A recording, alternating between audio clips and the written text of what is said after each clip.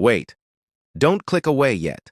Let me pose a question that will alter your worldview permanently. Do you assume being good ensures your safety? Do you trust kindness to be a shield, that giving builds allegiance, that integrity guarantees respect? If you agreed with any of that, you are on the verge of learning the most hazardous falsehood society promotes. The primary error people commit is equating goodness with security. But here is the harsh reality. Goodness is comparable to flame. It consumes all that you have constructed, your connections, your profession, your ambitions, all of it. Niccolò Machiavelli. Indeed, Niccolò Machiavelli discerned this. He observed virtuous leaders collapse. He perceived benevolent rulers ruined. He saw charitable people double-crossed by those they aided. And he documented everything. Right now, I will reveal his concealed insight to you, the stunning price of virtue that no one discusses. In the coming moments, you will understand why your virtue is, in fact, rendering you feeble. Why individuals don't honor your kindness. They abuse it. And critically, how to convert goodness from your biggest liability into your strongest asset. Before that, allow me to clarify one point. I am not suggesting you become malicious. I am not requesting you harm people. What I am demonstrating is how to be good with forethought, not naively. Since the truth is, in a world of predators, acting like prey means you'll be devoured. Now, I'd like you to post this declaration in the comments. I select strategic goodness. Starting now, it all shifts. You will not employ goodness without thought anymore. You will apply it tactically. In this presentation, we'll reveal why virtue doesn't consistently shield you. Actually, it frequently ruins you. And we'll examine precisely how to change it into a wellspring of true strength. Let's begin with the initial stunning fact. First, goodness as vulnerability. Consider the most benevolent individual you know. Now ponder this. Are they genuinely respected, or are they the one everybody contacts when they want something?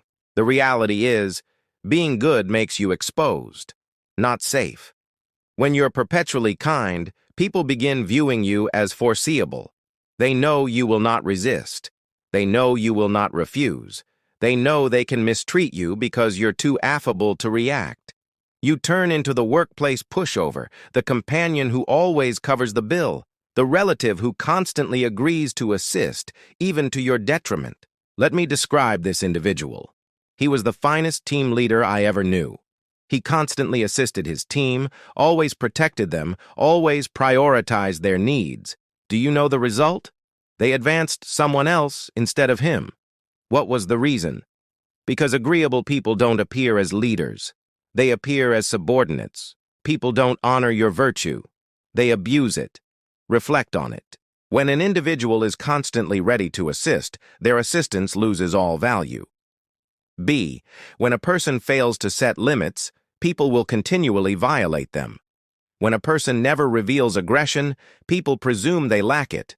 Your virtue turns into your flaw because it indicates to others that you are easy to manipulate. Machiavelli once stated, "The lion cannot protect himself from traps, and the fox cannot defend himself from wolves.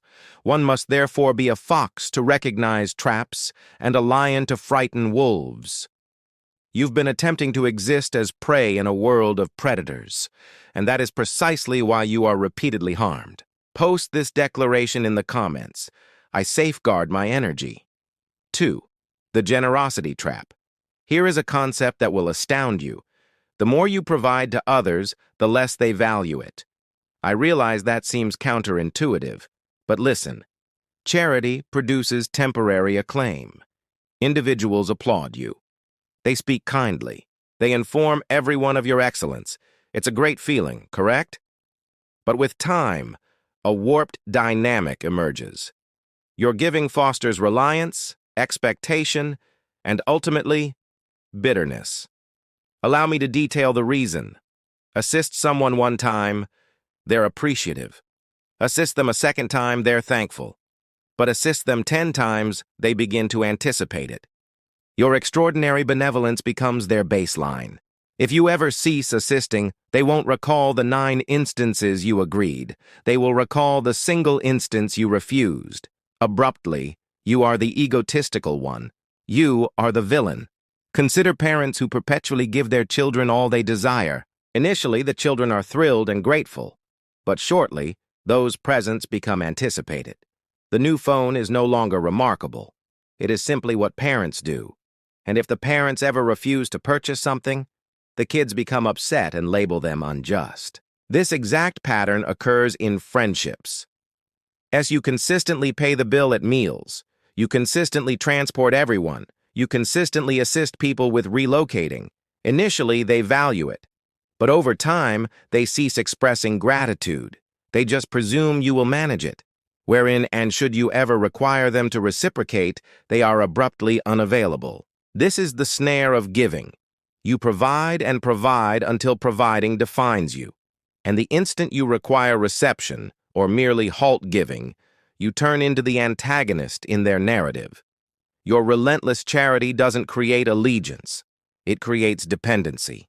People get hooked on your contributions. And like any dependent person, they become irate when their source is severed. The psychological reality underlying this. Area humans experience a phenomenon known as hedonic adaptation. We acclimate to positive things rapidly. What formerly seemed exceptional becomes standard. What formerly seemed charitable becomes anticipated. Thus, your recurrent acts of kindness gradually lose their impact. They turn unseen. Individuals cease to see them due to their frequency. But your one act of refusal, that is glaring like a warning, that is what they recall. Where that is what they fixate on. That is what they protest about. This occurs in all settings. In the office, if you perpetually work late, working late turns into your standard. No one commends it anymore. But depart punctually one time, and abruptly you lack dedication. C. In partnerships, if you perpetually concede, concession becomes anticipated. But hold your position one time, and you are being problematic. Machiavelli once stated, benefits ought to be conferred gradually, and in that way, they will taste better. The man grasped a concept most individuals never realize. Rarity generates worth. Plentifulness ruins it. Post this declaration in the comments. I give strategically. Third, the facade of virtue. Here is a fact that could make you uneasy. Society trusts in presentation, not substance. People are indifferent to your actual goodness. They are concerned with your appearance of goodness. They do not assess your heart. They assess your public image. This implies that to preserve influence and esteem, you must display the facade of virtue while retaining command privately. Observe the most accomplished individuals you know. Do you believe they arrived there by being truly affable to all? No. They arrived there by being clever about the timing, method, and recipients of their goodness. They beam publicly and execute tough choices secretly. They display clemency when it benefits them and display force when it's required. They grasp that the semblance of virtue is more potent than virtue itself. This is not about being insincere. This is about being tactical. Consider it this way. A surgeon may have to incise you to preserve your life. Is the surgeon acting cruelly? No. The surgeon is performing what is necessary, despite it inflicting momentary pain. True leaders grasp that occasionally, being genuinely good involves appearing momentarily bad. At times, aiding someone requires refusing them. At times, shielding your team requires enacting disliked policies. The facade of virtue is not about deceit. Such it concerns timing. It concerns recognizing when to reveal your gentle aspect and when to reveal your resolve. Most individuals reverse this. They reveal their vulnerabilities to foes and their power to allies. Shrewd people do the reverse. Machiavelli once stated, "Everyone sees what you appear to be, few experience what you really are." He grasped that viewpoint molds reality. If individuals see you as feeble, you become feeble. If they see you as powerful, you become powerful. I'd like you to post this declaration in the comments. I manage my image. 4. The economics of power. Each and every action you take has a price. Every boon you bestow, every instance you agree when you wish to refuse, every second you allocate to aiding others rather than developing yourself. Most virtuous people never consider this. They provide and provide until they are empty. Area. Then they question why they feel depleted, bitter, and exploited. Here is what you must grasp. Your time, vitality, and assets are limited. When you expend them on others, you possess less for your own use. This is not egotistical to admit. It is logical. Boundless kindness saps your vitality. And when you are sapped, you cannot assist anyone, yourself included. Consider aircraft safety procedures. C. They instruct you to secure your own oxygen mask initially, then aid others. Why? Because if you lose consciousness attempting to assist someone else first, now two individuals require saving, not one. Life functions identically. Area. If you deplete yourself assisting others, you turn into someone requiring aid. Now, you are a liability, not a resource. Shrewd people grasp that to endure and flourish, assets and vitality must be protected vigilantly. This does not make you unkind. It makes you enduring. I discovered this truth through harsh experience. For a long time, I agreed to everyone, every inquiry, every plea, area, every brief query that evolved into hours of effort. I believed I was being virtuous. But do you know the outcome? I began to feel bitter toward people. I felt irate and resentful. My personal projects faltered. My personal ambitions were postponed. And paradoxically, I grew less capable of assisting the individuals who genuinely required it. That is when I grasped something vital. Agreeing to everyone means refusing yourself. Music. And when you forsake yourself, you ultimately forsake all others too. The most charitable figures in history were not those who agreed to everything. They were those who refused most things, enabling them to agree to the correct things significantly. Machiavelli once stated, "He who wishes to be obeyed must know how to command." You are unable to command others if you are unable to command your personal time, vitality, and assets. You are unable to guide others if you are unable to guide yourself. Now, I'd like you to post this declaration in the comments. I safeguard my resources. Number 5. Tactical application of virtue. I am not instructing you to become callous. I am not claiming clemency, integrity, and charity should be discarded. What I am asserting is this. These qualities must be employed like armaments, exactly at the correct moment for optimal impact. A blade resting on a rack shields no one. But a blade in the grasp of a proficient fighter at the critical juncture can rescue a realm. Your virtue must function identically. When you assist someone, it must be deliberate. When you display clemency, it must be tactical. When you are charitable, it must produce the result you desire. Allow me to provide an illustration. Rather than assisting everyone marginally, assist the correct individuals substantially. Rather than being amicable to all, be extraordinarily gracious to those who count. Rather than agreeing to all things, agree forcefully to the things that match your objectives. B. This method achieves 3 things. Initially, your aid grows more precious due to its rarity. Subsequently, you genuinely produce greater positive effects because you are concentrated. Finally, individuals esteem you more because you are discerning. Consider the most revered leaders in history. Martin Luther King Jr. was not mild with inequity. He faced it forcefully. Mother Teresa did not aid every person on earth. She concentrated intensely on the most destitute individuals. They were all virtuous people, but they were tactically virtuous. They employed their goodness as an instrument to foster change, not as a method to be popular with all. How you apply this in reality. Before you agree to any plea, pose 3 queries to yourself. Does this match my principles and objectives?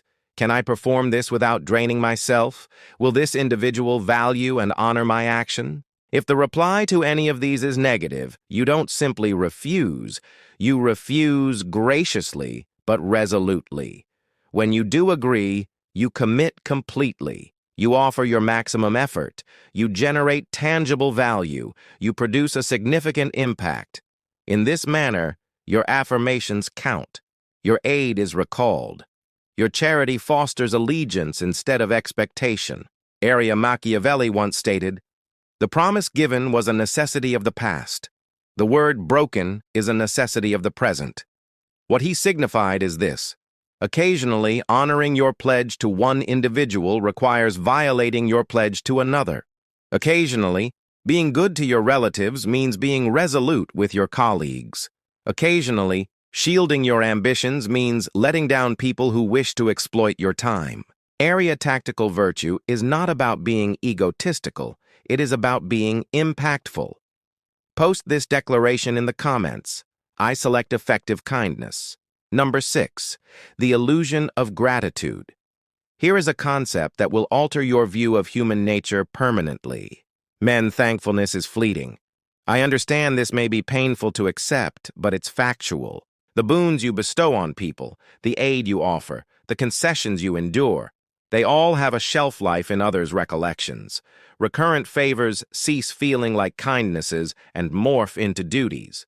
What begins as "thank you immensely" evolves into "you ought to do this," evolves into "why haven't you done this?" You assist your neighbor in relocating. They are exceptionally appreciative. You assist them in relocating again half a year later.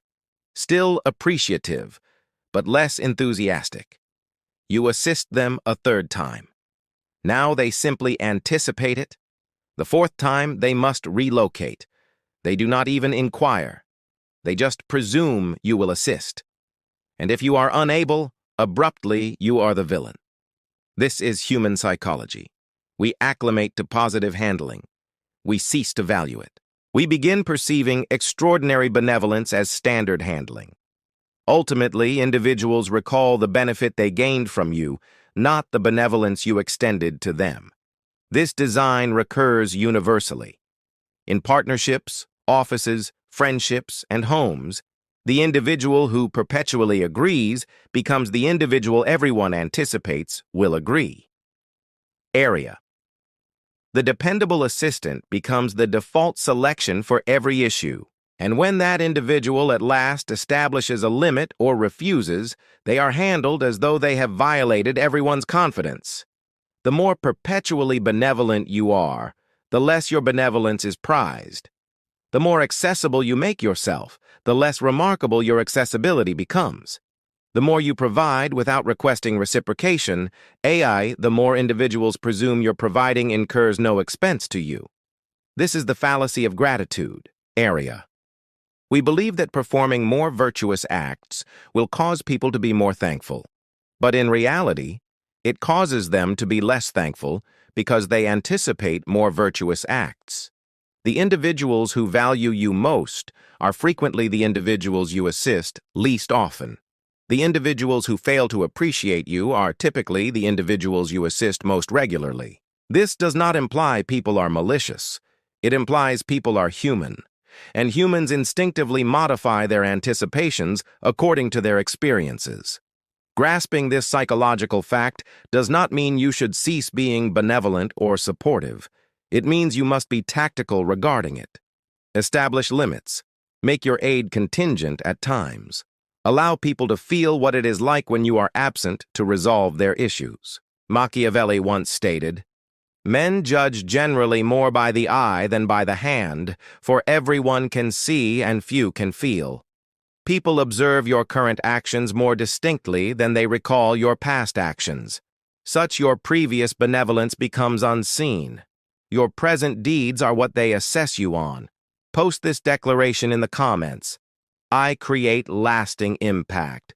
Number 7, results over intentions. The world assesses outcomes, not motivations. You could possess the most sincere heart globally. Your motivations might be pristine. But if your deeds fail to produce the outcomes you desire, all of that is irrelevant.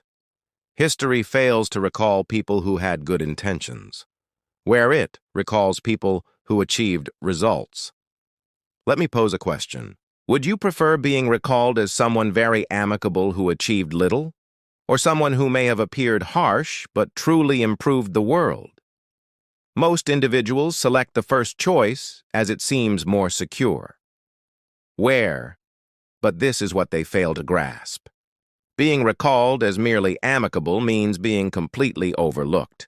You see, there is a harsh yet inescapable fact. Occasionally, being genuinely good requires doing things that appear bad temporarily. Superficial benevolence often yields momentary ease, whereas difficult choices produce enduring effects. A parent who corrects their child is not being cruel. They are being virtuous by imparting crucial lessons to the child. An educator who assigns hard marks is not being malicious. They are readying pupils for the actual world. A manager who establishes high benchmarks is not being difficult. They are assisting their team in becoming more capable. True virtue concerns outcomes, not presentation. It concerns generating beneficial results, not solely pleasant emotions. This is the point where most virtuous people err. They concentrate on being popular rather than being impactful. Area. They select ease over development. They opt for momentary tranquility over enduring beneficial transformation. But this is the reality. If you are not achieving the outcomes you desire from your virtue, you are not being sufficiently good. You are being amicable, which is distinct. Amicable people shun conflict, where virtuous people settle conflict. Amicable people tell others what they wish to hear. Virtuous people tell others what they must hear. Amicable people preserve the existing state. Virtuous people produce beneficial change. The world is filled with amicable people who achieve nothing. What the world requires more of is virtuous people who deliver results. Machiavelli once stated, "The end justifies the means." Now, this does not imply you should perform malicious acts to gain good outcomes. What it truly implies is that your virtuous motivations are irrelevant if they fail to yield virtuous results. People do not inhabit your heart. They inhabit the world shaped by your deeds. Thus, recall this. True virtue demands bravery. It demands you value results over presentation. It demands you cease asking, "Will they approve of me?" and begin asking, "Will this genuinely improve things?" Ultimately, people will not recall your motivations. They will recall what you constructed, what you altered, and what you bequeathed. Post this declaration in the comments as I focus on outcomes. Number 8, legacy and survival. Let's discuss what truly counts, how you will be recalled, and what you will bequeath. History does not celebrate the simply good. It celebrates those who persisted, lasted, and transformed their results into significance. Ponder this for a second. Can you list 5 amicable individuals from history? Likely not. But you can likely list 5 individuals who wrought enduring change, even if they were not perpetually agreeable.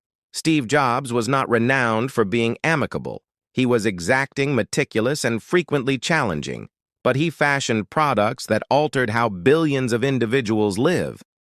I'm not suggesting you should be unkind to people. What I am asserting is that being recalled for creating an impact is preferable to being overlooked for being pleasant. Here is what most individuals fail to grasp about legacy. You cannot make a beneficial imprint on the world if you fail to endure long enough to create one. Music and endurance, in commerce, in connections, in existence, demands more than simply being good. It demands being clever, tactical, and occasionally resilient. The most benevolent people on earth cannot aid anyone if they are overwhelmed by those who exploit them. The most charitable people cannot provide anything if they dispense everything prematurely. The most truthful people cannot voice honesty if they are muted by those who favor falsehoods. You must endure first. NBSP. Then you can flourish. Then you can fashion the legacy you desire. This implies shielding yourself so you can shield others, strengthening yourself so you can elevate others, becoming powerful so you can assist the feeble. Where it is not egotistical, it is tactical, it is not malicious. NBSP. It is prudent. It is not about forsaking virtue. It is about safeguarding it so it can genuinely create an impact. Observe the individuals who produce enduring beneficial change globally. They are not easily manipulated. They are not sycophants. They are not hesitant to refuse, establish limits, and execute difficult choices. They grasp that being virtuous is not about being feeble. It is about being potent enough to select virtue when it counts most. See, Machiavelli once stated, "It is better to be feared than loved if you cannot be both." What he truly signified is this: esteem counts more than fondness, effect counts more than approval, outcomes count more than emotions. You do not need to select between being virtuous and being powerful. You can be both. You must be both. But if you must select, select strength initially, because strength provides you the capacity to be virtuous when it is crucial. Such feebleness just renders you a casualty, despite the finest motivations. We have addressed much material today, but allow me to offer you the most critical insight of all. Virtue, lacking strategy, is the most hazardous snare you can encounter. Music. It renders you susceptible to those who would abuse you. It saps your assets until you are depleted of offerings. It fosters anticipations you cannot maintain, and in the end, it bars you from producing the beneficial effect you truly wish to produce. However, virtue with strategy, that transforms into an armament of endurance and leverage. It transforms into an instrument for generating genuine change. It transforms into the bedrock for an existence and inheritance that genuinely counts. You are now aware of the stunning price of naive virtue. You grasp why charity can ensnare you, why thankfulness wanes, and why kind motives without kind outcomes are valueless. More critically, you know how to convert your virtue from a flaw into a potency. How to be benevolent tactically. How to assist impactfully. How to produce results that count.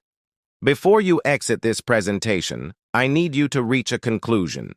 Will you persist in being good in the former manner, naively, without limits, until it ruins you? Or will you commence being good in the modern manner, tactically, impactfully, potently?